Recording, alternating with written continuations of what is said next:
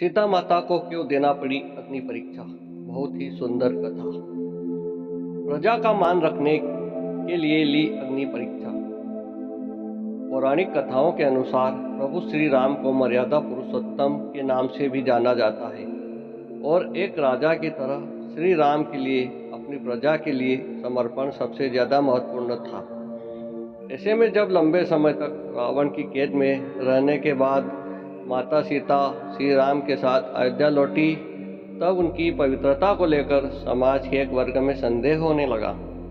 इस पर एक वृद्धा ने उन पर कटाक्ष करते हुए यह भी कहा कि यह भला कैसे मर्यादा पुरुषोत्तम है जो ऐसी माता सीता अयोध्या वापस ले आए जो तक रावण के पास थी और उनकी पवित्रता का कोई प्रमाण ही नहीं है। जब श्री राम को बात पता चली तो उन्होंने प्रजा के कल्याण के लिए माता सीता को अपनी परीक्षा देकर अपनी पवित्रता को सिद्ध करने के लिए कहा।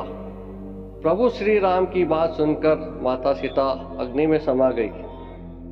अग्नि परीक्षा की ये थी एक और वजह। पंडित प्रशांत मिश्रा जी बताते हैं कि पद्य पुराण के अनुसार रामायण में एक नहीं बल्कि दो सीता थी।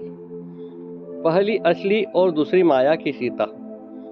इसकी कथा के अनुसार एक बार लक्ष्मण जी जब कंदमूल फल लेने वन को गए हुए थे, तब प्रभु श्री राम ने माता सीता से कहा कि अब मैं नर लीला करूंगा और जब तक मैं राक्षसों का विनाश करूंगा तब तक आप अग्नि में निवास करें। ऐसा कहकर श्री राम ने माता सीता को अग्निदेव को सौंप दिया। इसके बाद अश्लील सीता जी की जगह माया की सीता प्रकट हुई। इस तरह जब सीता जी का अपहरण हुआ तब वो माया की ही सीता थी। जब युद्ध समाप्त हो गया और राक्षसों का विनाश हो गया, तब भगवान श्री राम ने माता सीता को अग्नि परीक्षा के लिए कहा और माया की सीता अग्नि कुंड में समा गई। माया की सीता के अग्नि में समाते ही असली माता सीता अग्नि से बाहर आ गई और इस पूरी अग्नि परीक्षा का सिर्फ एक ही कारण था। माता सीता करती थी अग्निदेव की पूजा। पद्य पुराण की कथाओं के अनुसार असली माता सीता को कोई अग्नि परीक्षा नहीं देनी पड़ी थी और ना ही उन्हें वनवास जाना पड़ा था। भगवान राम भी माता सीता के इन दोनों रूपों के बारे में जानते थे क्योंकि ये उन्हीं के द्वारा रचित थे। माता सीता अग्निदेव की पूजा करती थी और त्रेता युग में ये धारणा थी कि अगर कोई व्यक्ति सच्चा है तो उसे अग्नि कोई नुकसान नहीं पहुंचा सकती है। इसी वजह से असली माता सीता अग्निदेव की शरण में सुरक्षित हो गई थी और सीता अपहरण के लेकर अग्नि परीक्षा तक के समय में माया की सीता ही थी।